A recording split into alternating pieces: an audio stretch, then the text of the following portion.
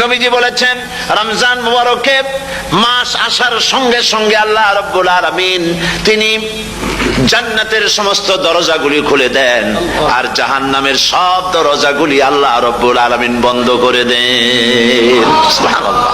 আর শয়তানকে শৃঙ্খল দিয়ে বেঁধে ফেলা হয়, শিকল দিয়ে শয়তানরা বাঁধা হয়ে যায়। এই হাদিসটা যখনই শোনাই বিভিন্ন জায়গায় লোকেরা বিভিন্ন জায়গায় প্রশ্ন করে, হুজুর কোন তো যে শয়তানরে বাঁধতে হয়, কিন্তু রমজান মাস হতো লোকেরা মদ খায়, মিথ্যা কথা কয়, তাহলে শয়তান বান্ধা থাকলো কেমনে? আমি বলি দেখেন, এরও ব্যাখ্যা আছে।